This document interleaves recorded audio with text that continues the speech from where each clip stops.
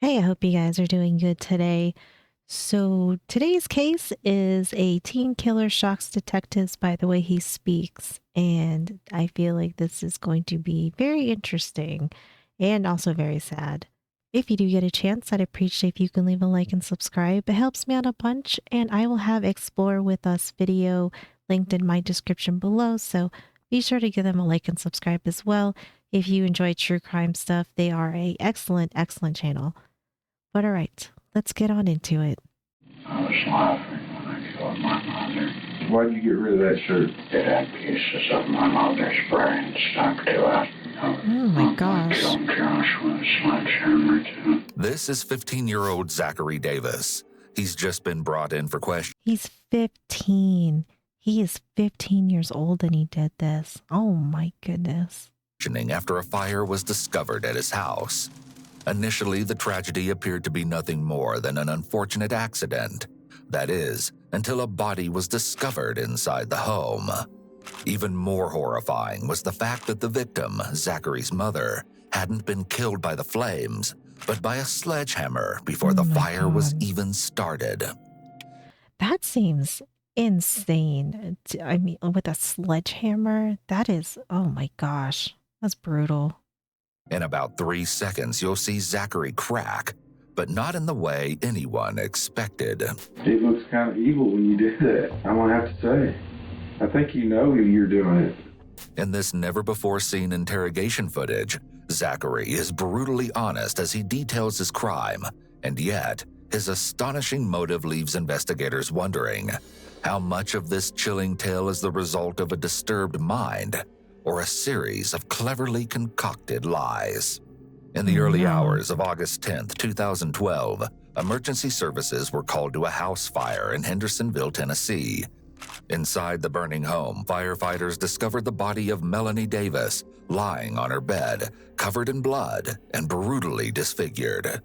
The single mom of 2 teenage boys worked as a paralegal and trained as a triathlete.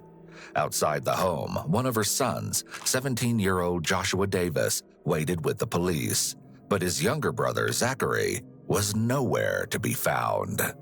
4 hours later, and around 5 miles from the home, police spotted 15-year-old Zachary Davis as he walked alone down a road. I still can't get over that he is 15 years old and he did this. That is horrifying. That is horrifying to me. Attempting to leave town. He was subsequently picked up and brought to the Summer Country Sheriff's Office for questioning. His interview is just the beginning of a truly disturbing case, filled with shocking allegations and a series of twisted lies. This is the sheriff's office, and what we'd like to do is talk to you about there's always something happened at your house, and that's what we kind of want to talk to you about. You've probably seen some cop shows and stuff, right? You've seen police shows and things like that. You do have rights and stuff, and so before asking questions, you must understand your rights. You want to go ahead and talk to us about what happened tonight? Yes, sir. Okay. If you do, just Zach, what I want to do is make sure you understand that this is a waiver, right, saying you're waiving your rights. What I'd like to do is make sure you can read and write. If you would, read that last paragraph out loud. Since he's 15, is he supposed, are you supposed to have like a child advocate or something in here? Because, I mean, I don't know. I mean, since, or is it because his mother's dead that they don't need one? I don't know. I'm not really sure how it works with minors, because it seems like in some cases, if the parents are not involved, or it has nothing to do with the parents and it's the kids, the parents are in the room. But then I do know that I have seen videos that they state that in some places it's like a courtesy to have some sort of legal guardian or child advocate present, but they don't have to do it. So I don't know because he's 15 years old, so I'm just curious. But this is also a pretty serious thing too, so I don't know, maybe they're just trying to figure out what happened, so maybe he doesn't need that. I honestly have no clue. I've read the statement of my rights and understand what my rights are. With his confirmation that he's waiving his rights, the interview gets underway. You've never been in any trouble, have you? No, sir. So, no trouble in school, nothing like that? No, sir. One of the obvious unusual characteristics about Zachary is his lack of expression of emotion or emotional detachment. His monotone voice and flat facial expression are indications of a person who is either guarded and is consciously avoiding any show of emotion, or a person who struggles to express emotion because of some other issue, such as a psychotic disorder like schizophrenia or a developmental disorder like autism spectrum disorder. Okay. Though he doesn't offer up a lot of information himself, the investigators have researched Zachary's family and began asking him about his past to get him comfortable with talking to them. I understand that your father had passed away. Yes, sir. How did he pass away? He died from Garrett's disease. Pretty rough on you, wasn't it? Yes, sir. So are we going to find out that this voice that he's doing is just an act and he really doesn't sound like this? I mean, because it is very, I mean, like aside from, I don't know, he kind of reminds me of Sling Blade, but it is very, very monotoned, which seems really odd. Did he bother you? No, sir. No. I was told that it bothered you. That you were upset about your dad. Is that not true? No, sir. So it is true? No, sir. Okay. In 2007, the Davis family faced their first tragedy, but certainly not their last. The two boys lost their father, Chris, to amyotrophic lateral sclerosis, also known as ALS or Lou Gehrig's disease. Losing a parent is traumatic for any child, but despite his denials, his father's death impacted Zachary even more severely than most, and with consequences that would unfold years later. According to family, Zachary was already a quiet kid, but at only 9 years old when his father died, he became even more withdrawn. Following the I mean, that is really hard when you do lose a parent that young. I mean, he was only 9. I mean, he's old enough to know, like what happened, but he's still so young that it's hard on kids. When his father died, he became even more withdrawn. Following the tragedy, the family, now just Melanie and her 2 sons, moved to Sumner County, and though this was meant to be a fresh start, things would only get worse for them once there. At 11, Zachary began to display strange behavior, though it isn't clear exactly what, but Melanie grew concerned enough to seek medical help for her son. Have you ever had to see a doctor for anything as far as having problems with thinking about things or anything? I saw a therapist shortly after I was in a very long direction of time. What was that about? Who wanted to see a therapist? My mother. She did. Okay, so there was just a couple times is all you saw. How long ago was that? The year that we moved here. You remember what year that was? 2008, I think. What were the reasons that your mama wanted you to go to therapy? She never told me. Zachary was diagnosed with a depressive disorder, but that was just the beginning. He also told doctors that he was hearing voices, including the voice of his deceased father, and he was soon diagnosed with psychosis. However, at some point, his mother stopped his mental health treatment, but it's unknown exactly why. While psychosis itself is not a clinical disorder, it is a symptom that is often associated with schizophrenia. Right. Onset of schizophrenia in children is very rare, but still possible.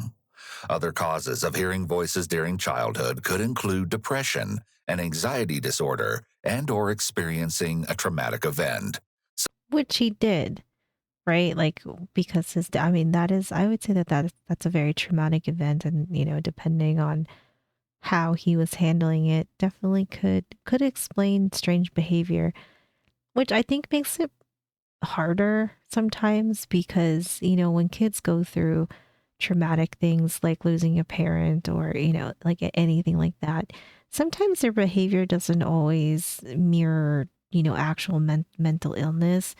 Not to say that he did, like maybe he does have one, but sometimes it could be a little bit harder because they're you're dealing with a lot, like when you lose a parent, it's a lot to deal with, and especially with him being so young.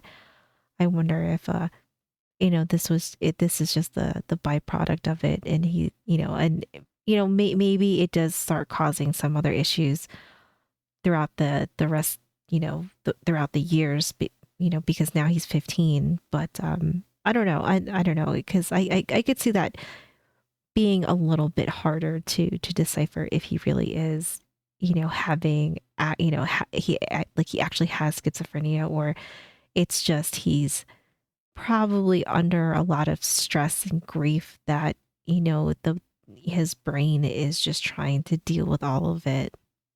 such as the death of a parent. Despite Zachary telling investigators he wasn't seeing anyone for help, the calendar on his phone showed that he had at least one meeting with the guidance counselor at his school, Mm. Ms. Higgs, indicating that perhaps someone realized something was wrong. Though no one could have guessed the true extent of just how disturbed he was. Something went on at your house today, and I just kind of like you to kind of tell us what happened. I killed my mom in her sleep with a sledgehammer. Gosh. Is there a reason why you did that? Yes, sir. Well, can you tell me why? No, sir. You can't tell me why? No, sir. Is it a reason you don't know why you did it, or you just don't want to tell? I didn't know why I did it. Just nothing to tell. Okay. You do know why you did it? Yes, sir. Okay. Did you set the house on fire too? I tried to. I don't know if it actually got the whole house on fire though. Oh, really? Okay. Yeah, it did down there a little bit, I think, but not bad or anything. Have you been having problems with your mom? No, sir. Unlike most crimes, it's all too clear that Zachary is the killer. But though he states freely that he killed his mother, this story will change eventually. Mm. Hauntingly, recovered text messages between Zachary and his mom seem to indicate that they had a seemingly ordinary, even loving relationship. In one, Zachary wrote to his mother, "Sorry, I was asleep," with a heart emoji. Another, this one from Melanie to Zachary, reads, "Love you, tried to talk to you before we left, but your door was locked."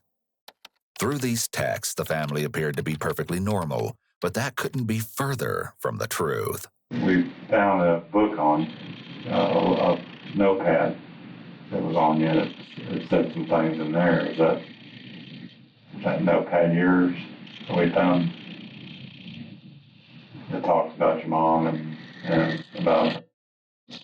Yes, sir. And that's what's so important about this. I mean, we want to understand what, like I said, you don't have to tell us if you don't want to. I mean, but we want to understand, what happened. I mean, that's important. I know it could be kind of scary to talk about, but. Would you feel more comfortable if there were just one person in the room? I don't mind having two people here. Okay. Sure. Yes, sir. And like I said, like I told you in your rights, you don't have to tell us if you don't want to. It's very important though that, something like this that happens, there's usually a reason for it. And, that's what we want to know, is the reason. This is your time to tell us, why that happened. I'd rather not, sir. Okay. The text messages from the day before he killed his mom show them planning to go to a movie. Melanie first wrote, "Hey, sweetie, I just took Josh to the orthodontist. We'll be back hopefully soon." Then later, "We can see Born or Campaign today. I want to see both." And, "Sounds good, Josh is back in, but we may need to pick him up at Ryan's house." The last message she sent before her death was to Zachary and reads only, "Okay," with a heart. It's eerily clear that Melanie had no idea what Zachary was planning, or that That's so crazy that, with all these text messages, they do seem like they're just like a normal family. And then I wonder if we're gonna see what was written in his notebook. But I mean, clearly he is either dealing with something, going through something that he's hiding from her. as to why he ends up doing this to his mother. I mean, like maybe we'll understand, but as far as looking into their phones and messages, it really doesn't seem like anything's odd. It's eerily clear that Melanie had no idea what Zachary was planning, or that she would meet such a horrific end just hours after attending a movie with her two sons. Right. Zachary's brother Josh has also been brought to the police station to speak with police. He was asked to recount his day before the fire was set. He told them that he had gone to the orthodontist with his mother before returning home. His answer also reveals a bit about his relationship with his brother. What's that doing when you get home? I think she's playing Xbox. We kind we kind of keep to ourselves, I guess. Okay, so you that don't have a good relationship? Well, no, we do. It's just like I don't know, like he just kind of, stays to himself. He's kind of a quiet person, I guess. Right. So, like, I mean, like, that doesn't mean that you don't love your brother or you have a bad relationship. I think you just have um, a different dynamic, right? There's some brothers that are very close, and then there are some that, like they just kind of do their own thing, and it's not to say that's necessarily bad. Stays to himself. He's kind of a quiet person, I guess. Have you been having any problems? I mean, Uh, he's always been kind of like quiet, I guess, odd. Josh seems hesitant to talk about his brother, and although he's giving limited information, the descriptive words such as quiet and odd may Hmm. indicate that Zachary was showing signs of mental health issues. Which is also true, like I mean, his brother may not realize that. He just might be like, there's definitely something going on with him. I don't know if mental illness would come to his mind, or, right away, other than, my brother is weird, but I'm sure he never thought that this was going to happen. What's also strange here is Josh's apparent lack of visible concern, given what just happened to his mother. The average son or family member would be hysterical and wondering, or at least theorizing, about what could have prompted Zachary to commit such a horrific act. However, there's a chance he's in shock, as this all just occurred a few hours earlier. What kind of person is your brother? Your typical male teenager. Typical male teenager. You two get along pretty good? Sometimes. Sometimes. Despite this claim, texts between the brothers show that they messaged fairly often, talking about how their school year was delayed, video games, and how Zachary wanted to spend his birthday alone, with Josh writing to him, "If you don't want Ryan to come over, I can tell him not to. I want you to have your birthday the way you want it, and I especially want you to be happy on your birthday." Oh, that seems really nice. I mean, it obviously they do. I mean, I would assume that they don't hate each other, because like that's actually a really endearing message to send him. Your birthday the way you want it, and I especially want you to be happy on your birthday. In one more recent message, Josh even apologizes for arguing with Zachary. The brothers often used heart emojis in their messages, frequently saying "I love you" to each other. From the Mm. outside, it's difficult to imagine such a horrific tragedy occurring in this family. It really is, because I feel like a lot of cases you see where where a family member ends up dying, it does seem like they always have some sort of turmoil, issues, whatever going on with them, and a lot of times the messages do kind of paint a picture of either, it's a bad relationship, or it's really toxic, or, there's usually other signs in there that kind of paint us a picture of what kind of dynamic it was for the family. And theirs is very different. Theirs does not show that. It doesn't have that in here. So I think this is what makes this case like a little bit more interesting, because we definitely have seen, like, from all these messages, we see that they do seem like they all are like kind of like a very loving family. But only because Zachary has yet to reveal his motive to investigators. When you talk to people on the phone, who do you talk to? I mean, do you have friends you chat with or anything like that? No, sir. I usually only talk to my mother and my brother on my phone. So you don't have any friends other than your mother and your brother that you talk to? No, sir. Oh, Zachary may not have had many friends outside of his family, but a note in his phone indicated that there was a teacher who he was close to. The note reads, Thursday, March 29th, 2012. I saw Mr. Voss at school today. From the way he looked at me, I could tell he hated me. I didn't know what to say to him, so I just kept walking. I really hope I can repair our friendship before I leave Tennessee. He's the only person I've met that has sincerely cared about me. Hell, he's like a father to me. I don't know what I did to cause this, but I hope it can be forgiven. Mr. Voss is also the only true friend I've ever had. okay. That is heartbreaking. I mean, he clearly has some social issues where he can't really make friends or he has a really hard time making friends. And then, like the one teacher that I guess he thought was a father figure and a friend to him. And now he's moving. Is that gonna like make some animosity? Because I mean he thinks that this teacher hates him, which I would assume that this teacher probably doesn't, but but then he's moving, so then is he gonna be really upset with his mother for making him move away from the one friend that he thought he really only had? This note depicts a very different person from the emotionally detached teen we're seeing in this interrogation. Yeah. His note shows indications of emotion, of caring what another person thinks of him, and of caring about another person, his teacher. The note indicates that Zachary may be lonely and that he may not be able to connect with kids his age if he names a teacher as his friend. Right. In his interview, Josh tells the detectives that when the movie ended around 8 p.m., the family went directly home. You didn't see anything tonight that was any different than the way he normally acts? I mean, no. No.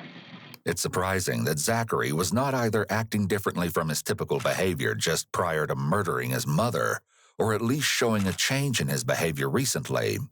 The level of aggression that he inflicted on his mother when he killed her, and the simple fact that he went through with murdering her, are behaviors that occur when a person has snapped or has Yeah. reached an emotional breakdown.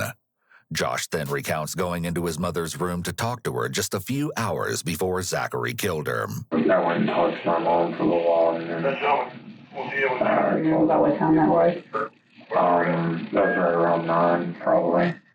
That was right when I said goodnight. And she went to sleep, and then I went upstairs and was in my room. So you talked to her for a few minutes? Yes, ma'am. Okay. She was working out when I went in there, so I worked out with her for a minute. What was she doing when you said she was working out? What was she working out? Like doing stuff.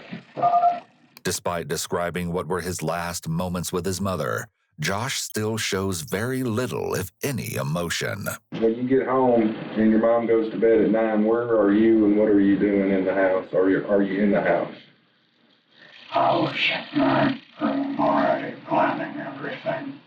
So, like, is this gonna set us up that like they both were in on it or something? I don't know. Like, because I feel like we keep mentioning the other brother, and he doesn't have any emotions or anything like that. I don't know. Like, I feel like we're like getting set up for something of like they were both in on it or what. I don't know. I have no clue right now. You were in your bedroom or in the room where the fire was started? The room where the fire was started. What do you call that room? What do you call it? Game room. Game room? So you're in the game room planning everything? Yes, sir. All right. And how long does it take you to plan that? Only a few minutes, but I waited for several hours to make sure everybody in the house was asleep. How did you make sure they were asleep? I just waited and then checked on them. Just checked on them, opened the door and looked at them? Yes, sir. I killed her at around 11 p.m., I think. And I think she went to sleep at around 9 o'clock. Okay.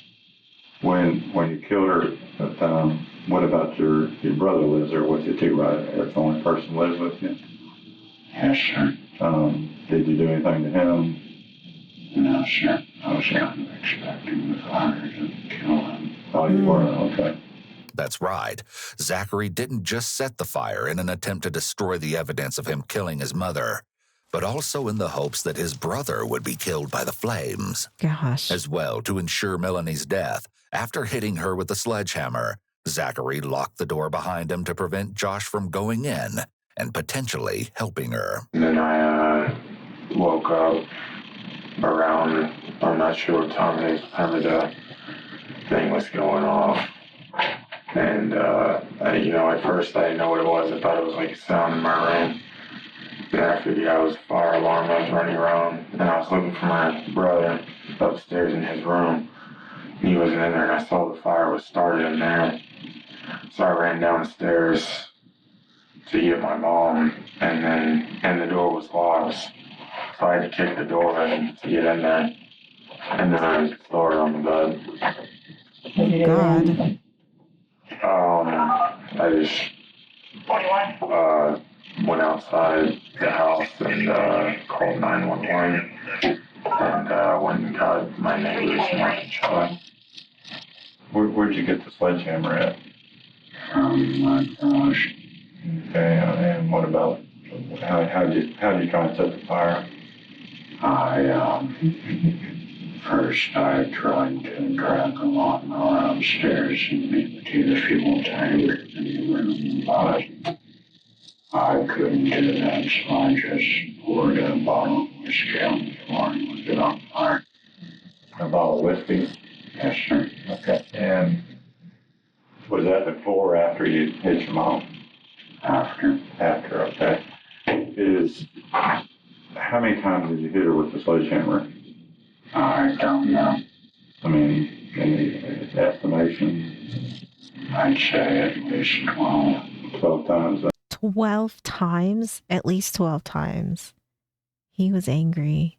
He was really mad. He was really mad at her. I do wonder why the brother is so matter-of-factly, which I don't know. Part of me feels like maybe there's something that maybe he knew inside him that was like my brother I could see my brother potentially killing our mom, but I don't know. I honestly don't know.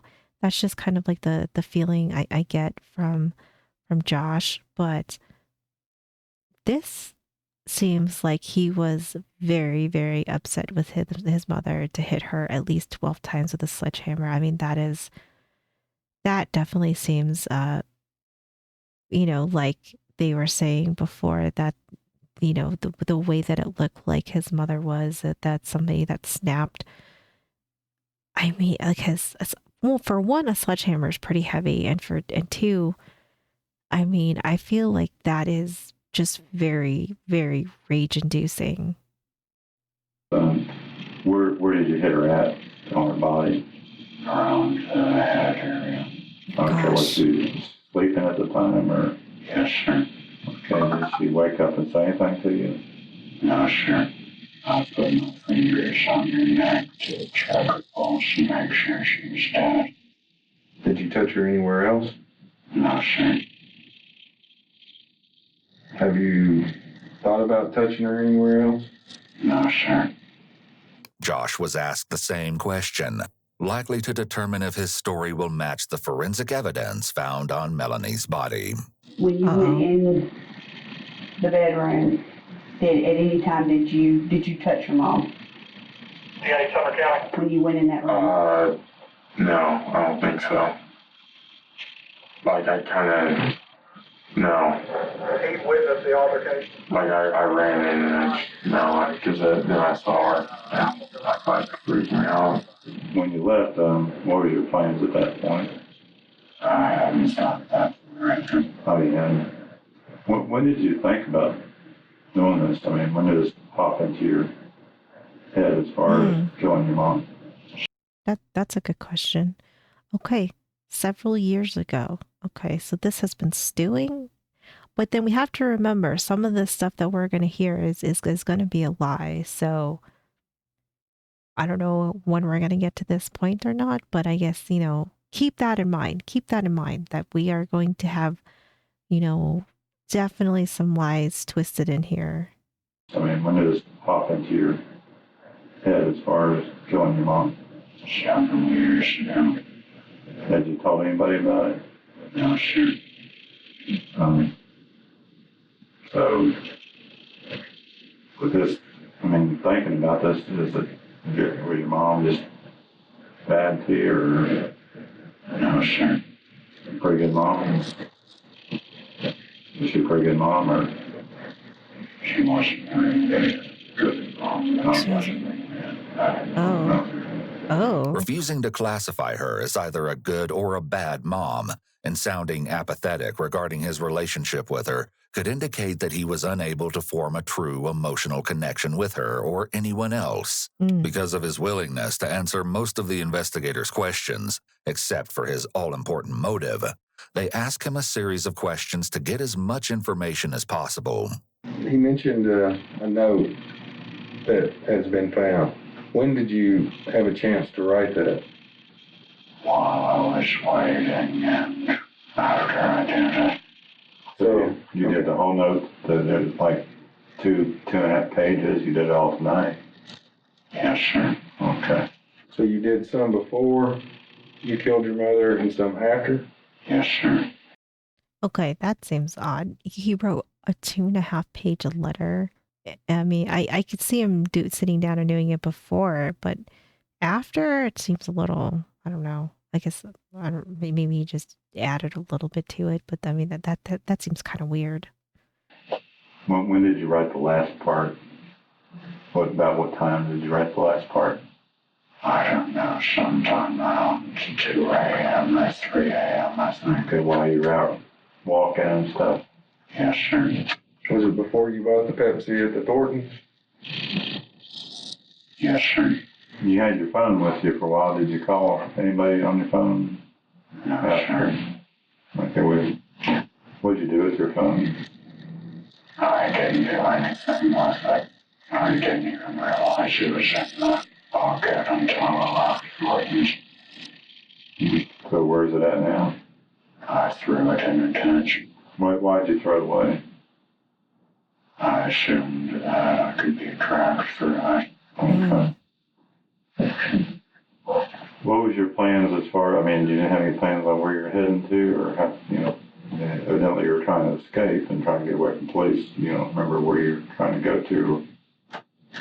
No, sir. You had a backpack, so you had stuff. You were just going to walk and just try and get out of the area? Yes, sir. Chillingly, after killing his mom and fleeing the house, Zachary went to a convenience store to buy a Pepsi before he began walking in an attempt to escape from police. Though he had made an elaborate plan, it doesn't appear that he thought ahead to what he would do after. According to unverified rumors online from people claiming to live in Sumner County, after setting the fire, Zachary ran non-stop for almost 5 miles with no destination in mind. Ironically, a note on his phone written 7 months earlier on January 22, 2012, indicates that he had thought about his escape, or at least criminals escaping police detection more broadly. The note states, "After reading dozens of news reports about killers, I believe I found several consistent reasons why most killers are caught within a year. They rely too much on civilization. Most killers hide out in heavily populated areas or easily accessible areas." So he did think about this. So he did think about escaping. I mean, and I guess he's taking it literally of like, I think from his timeline, it maybe doesn't fit into like his explanation, but clearly he has thought about a lot of things, and he probably has been researching stuff or watching things. Because I don't think you come up with this kind of entry, or, I don't know, like a journal entry or whatever letter, without some prior knowledge. So whatever he was watching or researching had obviously gave him these ideas that maybe he was going to go hide out in the woods. Most killers hide out in heavily populated areas or easily accessible areas. They don't migrate to other areas after several kills in a row. This makes the police in their area more alert and the citizens more cautious. Most rely too much on firearms or other weapons that produce loud noises. This will attract unwanted attention to their location. This sort of obsession with murder and serial killers can occur among people with severe mental illness. The fixation doesn't necessarily have to be with murder and serial killers, but it just so happened to be the case with Zachary. These individuals may often struggle with low self-esteem and therefore derive a sense of feeling powerful when they identify with bad guys like serial killers. Zachary may have felt tough and strong by learning the strategies of killers and thinking he could emulate them. Maybe this gave him a sense of identity, believing that he could not only be a killer too, but become a smarter killer by not making the same mistakes as the criminals he studied. Except they caught him like instantly, so clearly that didn't work out for him. And he's 15. You know, like I think we have to keep reminding ourselves that this is a 15-year-old that has I don't know, got this hyperfixation on serial killers and murder. I mean, to emulate that is definitely a problem, but at the same time, I mean, he's 15 years old. But that just seems crazy. That just seems crazy to me. Still, there was other evidence of Zachary's plan falling apart, such as the knife investigators found abandoned at the scene. So why is the knife outside? I was trying to put it into my backpack, and then the fire alarm started, and I just ran home. What were you going to use that knife for? Same thing I used to slice your knife on. Who were you going to use the knife on? No specific person. Were you looking to kill someone else tonight? Only if they got in my way. Oh, God. What do you mean by that?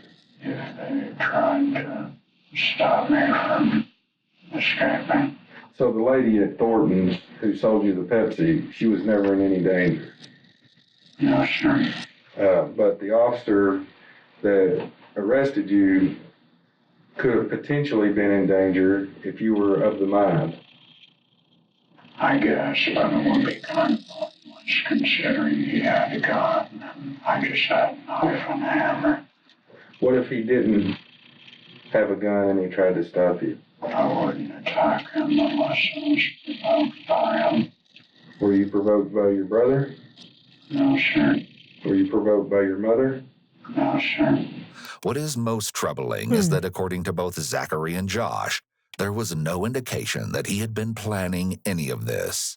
In crime scene photos exclusively obtained by EWU, there appears to be a code written on what may be the handle of the sledgehammer. Police also recovered a handwritten alphabetic key to the code. The code written on the handle translates as Z Requiem. This has never been publicly confirmed, but ZED could possibly stand for Zachary's initials, Zachary Everett Davis. He may have also named the sledgehammer Requiem, which often refers to a mass for the dead. This is pure speculation and just a theory, but this... I mean, I don't think it's a bad speculation, though. And I think that's probably spot on. I mean, I think he did name it. I think he did name the sledgehammer, which means that he was doing all kinds of stuff here. For the dead. This is pure speculation and just a theory, but this coded message could potentially be evidence that Zachary may have planned the attack ahead of time. This is kind of serious. I mean, Zach, it's kind of serious thing to think about killing your mom. You didn't try and talk to anybody about this? No, sir. Why not? I mean, wouldn't this not bother you? Yes, sir. It did bother you? No, sir. Oh, it did bother you? Have you ever hurt anybody before? No, sir.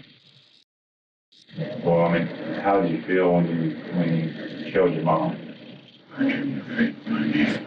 It's possible that Zachary is saying what he thinks a serial killer would say, as though he's playing a role.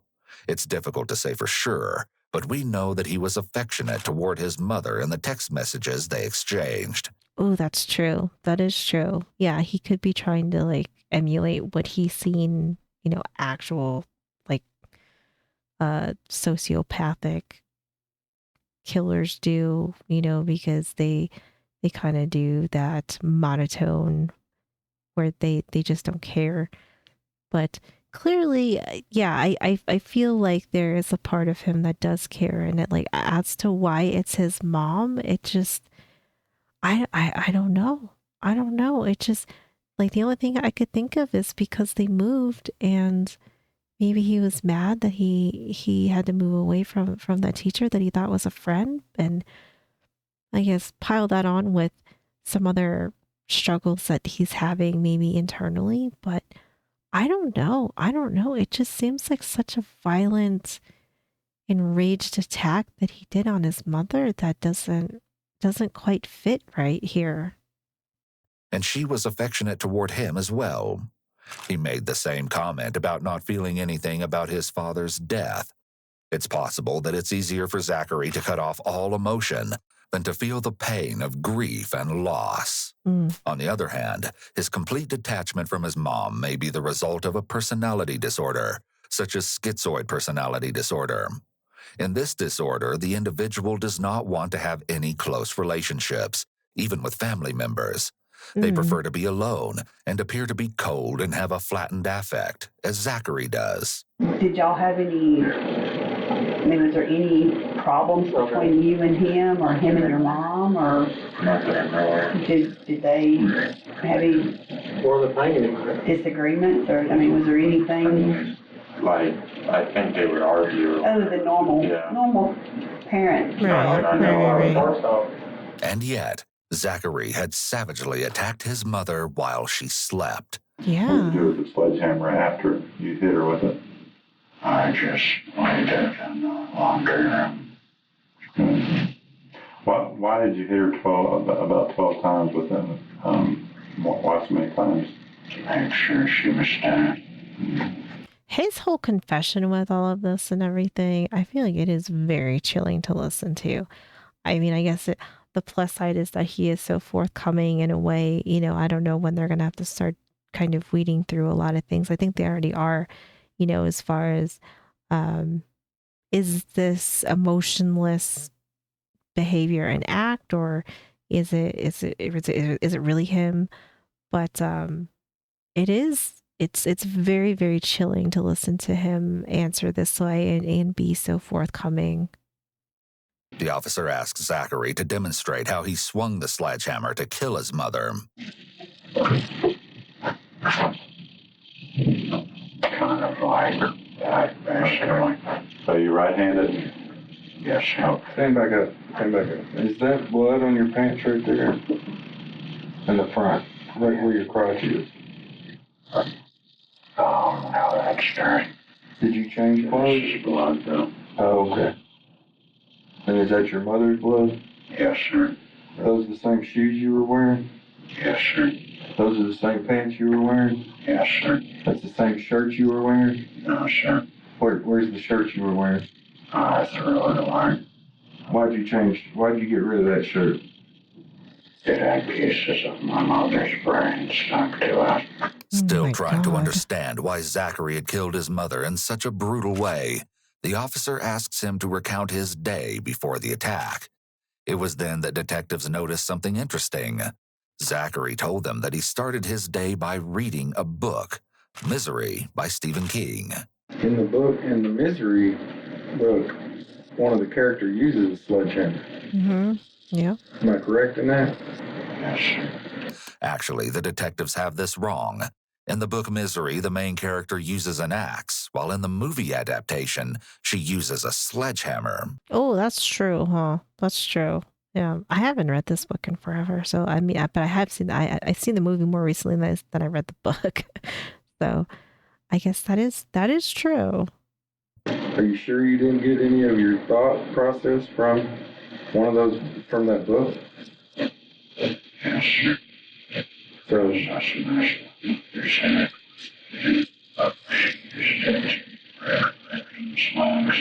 So do you think, so you're saying that's strictly coincidence? Yes, sir. So you didn't draw any kind of thought process from the book Misery as to how you killed your mother? No, sir.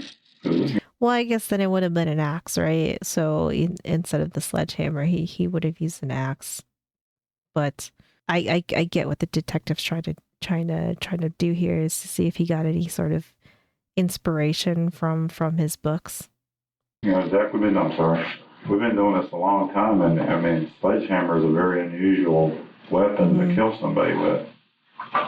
So that's why he and I are asking that question, why a sledgehammer? I ordered used to mine, but I was working that in this vital area.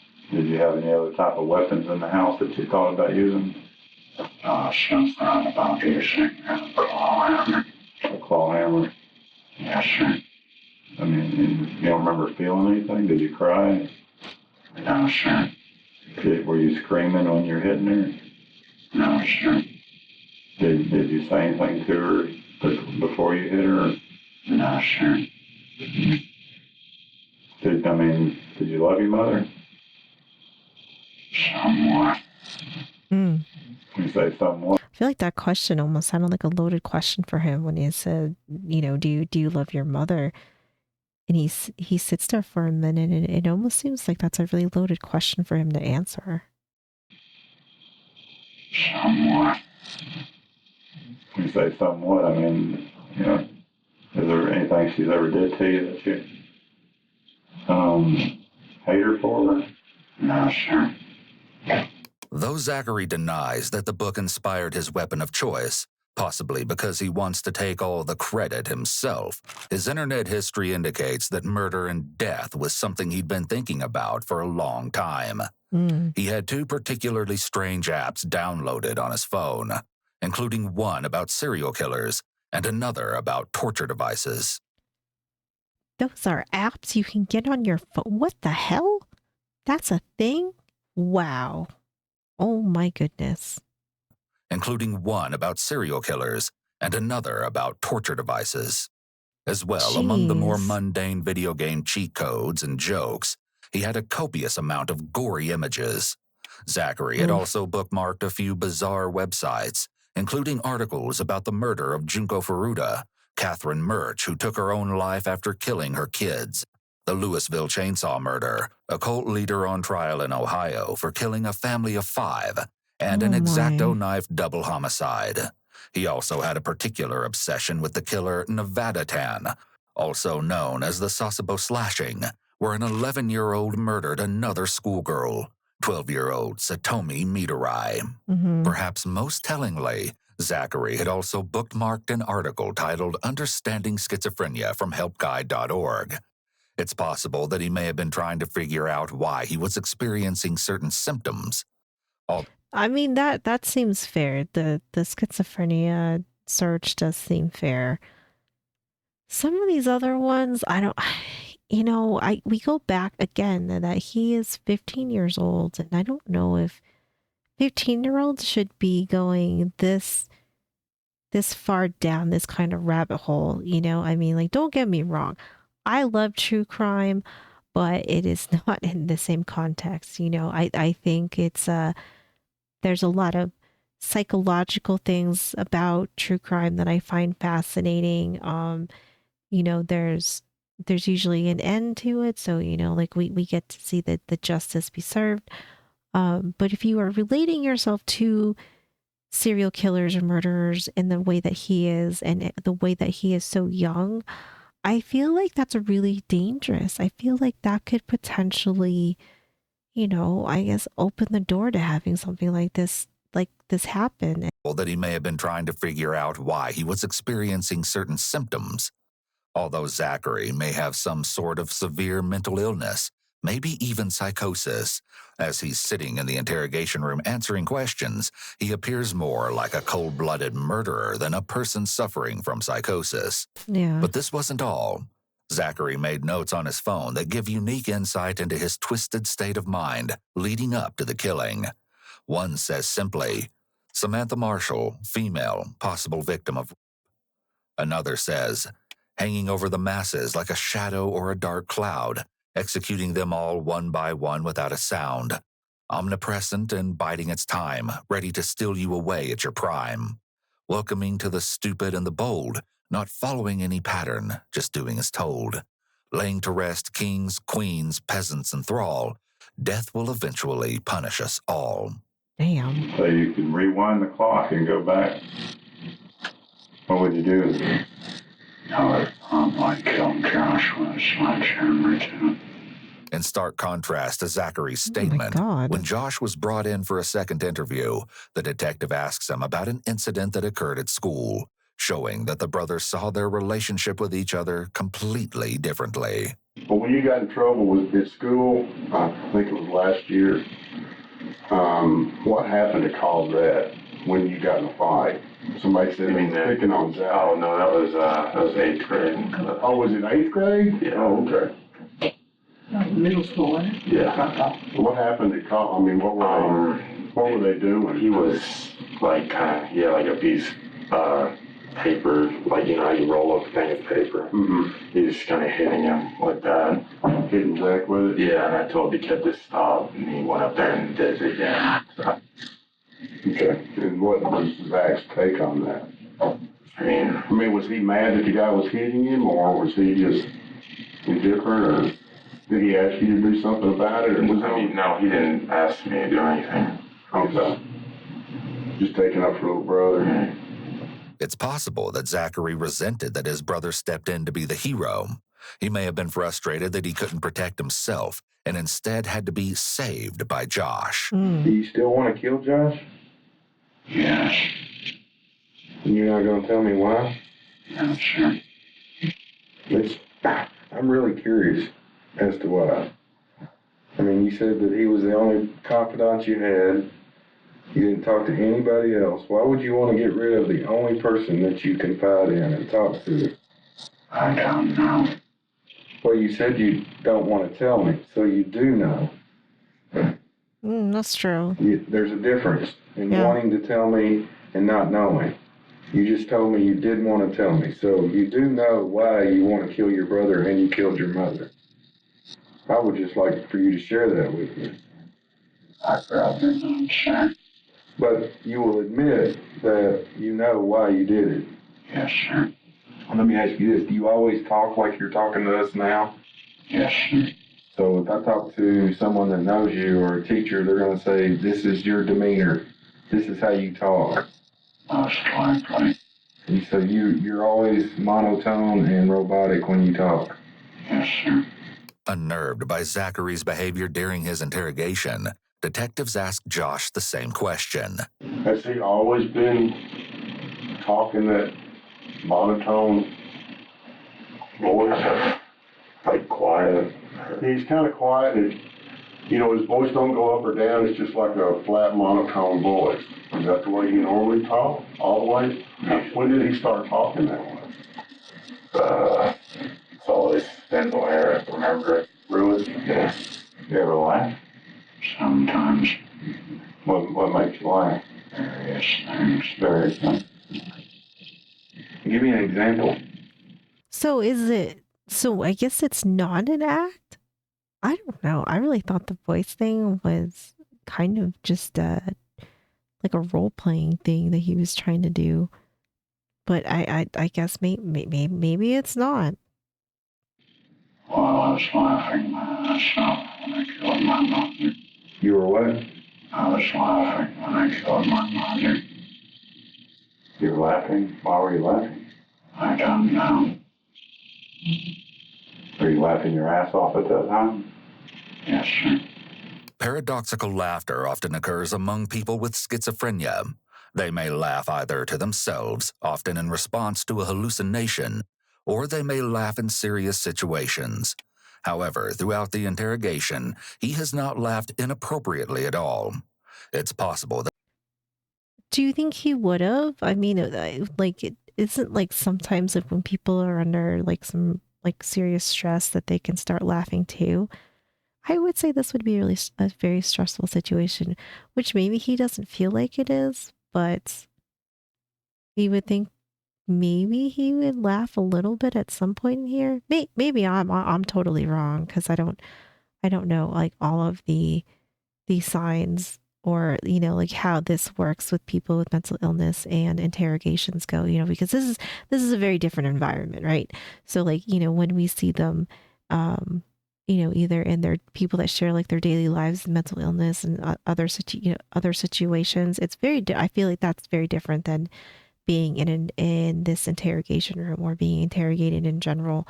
So um I would assume that this would be very stressful for him, but maybe it's not. I don't know. Like he is very hard to read. The interrogation, he has not laughed inappropriately at all. It's possible that Zachary once again is trying to present himself as the evil villain he may identify with. Whether Right. Zachary is as void of emotion as he's trying to portray is unknown. His note entries on his phone, which show expressions of emotion, puts into question this image of himself that he's trying to show in interrogation. Why were you laughing your ass off when you killed your mother? I don't know. Yes, you do. We went over this a while ago. You know why that you wanted to kill your mom. You just don't want to tell me. No, I actually don't know why I was laughing. Well, was it a sense of accomplishment? No, sure. Do you laugh when you read the horror books? No, sure. Did you laugh today or yesterday when you read Misery? No, sure.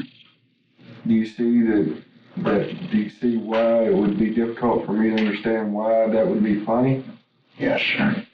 A lot of people think it's just highly unusual for a 15-year-old to take a sledgehammer and be laughing his ass off and hit her in the head with it 12 times. Yeah. What do you think? I don't have any more information to give to you. You can't think of any reason whatsoever? No, sir. With still no indication why he killed his mother in such a brutal way, the detective attempts to figure out if there were any issues in the family that may have motivated Zachary. In response to the detective's continued questioning, Zachary makes a shocking allegation against a family member, claiming that they assaulted him years earlier. This has never been proven to be true, and there is no evidence to back up any of Zachary's allegations. What did he do to you?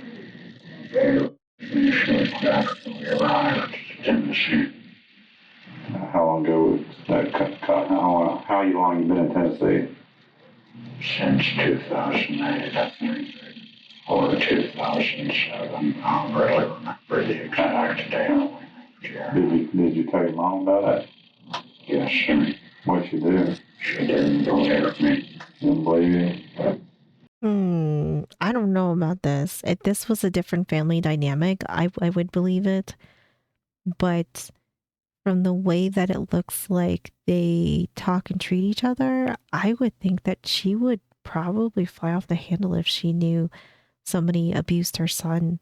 I mean, she seems like she loves both of her sons. So if he came and told her that, I would assume I would assume, right? I mean, we don't know, and this is just saying like if this was true, I just find it hard to believe that she wouldn't go to bat for her son because it seems like throughout the messages that they do have a pretty loving relationship, and I would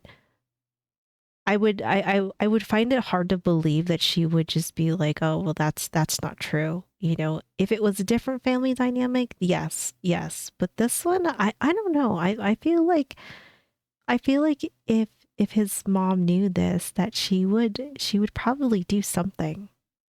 Did he look you after that? No, sure. Just that one time is when he did it? Yeah, sure. And how old would you have been then? Did you hold any ill will towards him for that? Yeah, sure. And the conversation you had with your mother about that, can you tell us about that? She thought it was my imagination. Did she ever talk to him? Not that I know of. Did he never mentioned anything? No, sure. Why did he stop doing it? I stopped bathing after that. You stopped bathing? Yes, sir. And he stopped, and that made him stop? Yes, sir. Mm. When you mean stop bathing, you mean you stop taking baths and showers altogether?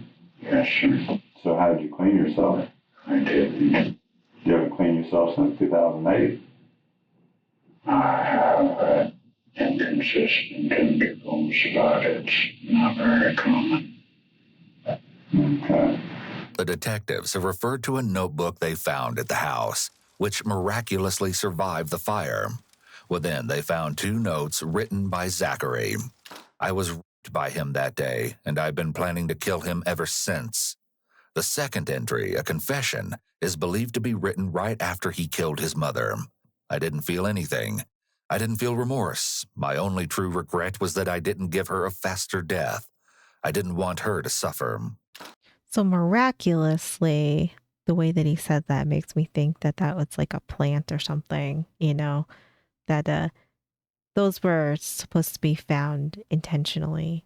It's possible that Zachary's belief about being assaulted was actually a delusion.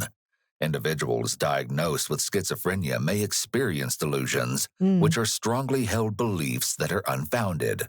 There's always a reason. There's always a story. And just because it's your story and we're sitting here today doesn't make it any less important to us. It's important to us to find out what the truth is. We would like to deal with that, but we want to hear your side of it. We want to know what happened. Why did, that obviously upset you. But your mom didn't do anything. You know why it took this long for you to act out? No, sir. They just boiled and boiled and boiled? Is that what you're saying? Yes, sir.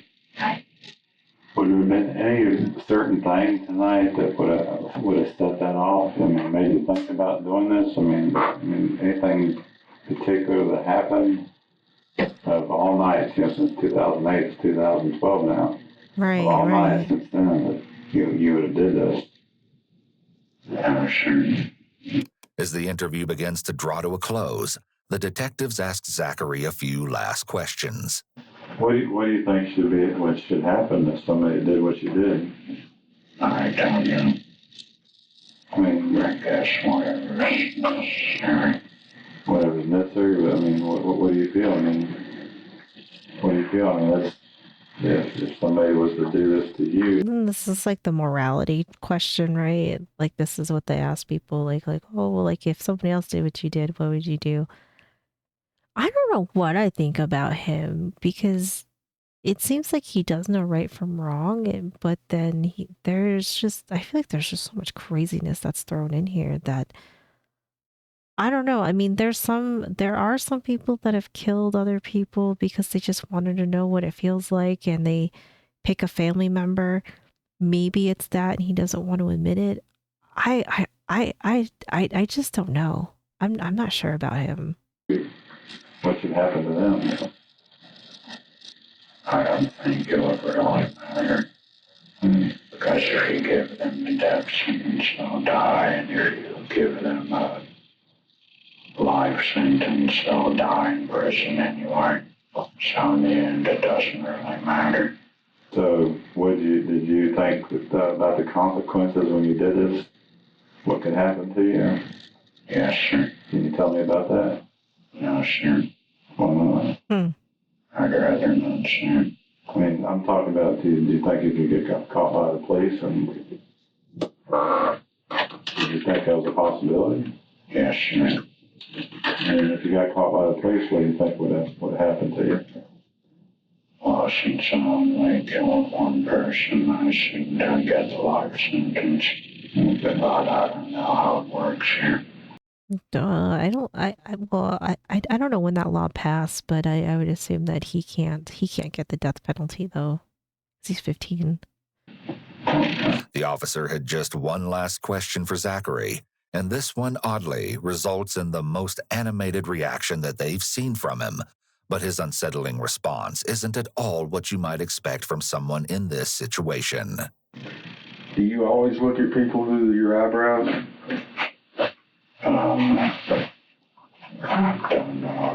You've been doing it all morning. Do you do that? Is that a habit, or is that something that you're just starting to do? I guess, I've never really noticed. You never really noticed? No, sir. Nobody's ever said anything to you about it? No, sir. Why'd you giggle? Yeah. I mean, you don't know that you do that right there? No, sir. I mean, the fact that that is what made him have a reaction, that seems a little bit, scary, because after this whole conversation that he has had in this whole interrogation, that's what made him have like some sort of emotion. That is a little freaky. I mean, you don't know that you do that right there? No, sir. Okay. I'm not picking on you, I'm just... Yeah. It looks kind of evil when you do that, I'm gonna have to say. I think you know you're doing it. He almost looked flattered there. You see that? He almost looks like he's flattered when that detective said that. I'm not picking on you, I'm just... It looks kind of evil when you do that, I'm gonna have to say. I think you know you're doing it. And you're smiling about it, so I think you're pretty aware of what you're doing. Mm-hmm. No, I didn't realize I was doing it. Yeah, you did. Yeah. Given what we know about Zachary's obsession with murder and serial killers, it's likely that being called evil is a compliment. Mm-hmm. This again shows that he might identify with some sort of evil character or villain. If Zachary's monotone voice and eerie eyebrow stare are all an act, it's impressive because he was able to keep up the act and not break character throughout the whole interrogation. Following his interrogation, Zachary was evaluated by psychologists and mental health experts. One stated they believed that at the time of the killing, Zachary didn't have the mental capacity to meet the legal definition of premeditation, and that his mental illness affected his ability to use reflection and judgment. In fact, the psychologist said that at the time of the crime, his thoughts were driven by psychosis. He was diagnosed with schizophrenia and a depressive disorder. Changing his story from what he initially said to investigators, Zachary told one doctor that he had heard his deceased father speaking to him and that he had allegedly urged him to kill his mother. Still, investigators pointed out that he had fled the house with bags he had already packed, ditched his phone, and told police that he'd been thinking about killing his mother for years. Right. I think that that's pretty damning for him. I mean, it's one thing to go a little unhinged and then they find you on the side of the road and you don't even know what the hell's going on. But they found him. He packed his bag. He had letters written. He did a lot that would insinuate that he knew what he was doing. All demonstrating that he planned the crime. Yeah. Zachary eventually appeared on the Dr. Phil show, where he gave yet another reason for killing his mother, this time changing his story completely and claiming that he did it because, quote, she wasn't taking care of my family. But still, in this interview, he maintains that he was the one who killed her. However, he would shock everyone, including his own legal defense, when in court he once again told a completely altered story, naming a different killer. During his trial, brother. Josh sat directly behind Zachary, but the brothers never spoke. When Zachary took the witness stand, he changed the story he had been telling for 2.5 years and stated, quote, I didn't do it. He suddenly blamed the entire crime on Josh, claiming that he was the one who used the sledgehammer to kill their mother and that he just took the fall, making him innocent. Following this, Zachary's attorney attempted to declare him mentally incompetent and for the case to be deemed a mistrial. Furthering the drama, after his lunch break, the attorney asked to be dismissed from the case, but was denied. The judge speculated that he wasn't sure if Zachary was the ultimate con man or manipulator or not, but that was the... Yeah, that would probably make your job hard as far as like his lawyer goes. So this turned into like a whole mess. Zachary was the ultimate con man or manipulator or not, but that was the jury's job to figure out. Despite his last-ditch attempt to blame Josh, Zachary Davis was convicted of the first-degree murder of his mother, attempted first-degree murder of his brother, and aggravated arson. He was sentenced to 71 years in prison with eligibility for parole after 51 years. To this day, there is speculation that Zachary may have had aspirations to become a serial killer. Well, this was crazy. I have just so many questions, I guess, because like by the end of this, I feel like maybe this was just all an act because we had 3 different stories, and then he tried to pin it on his brother.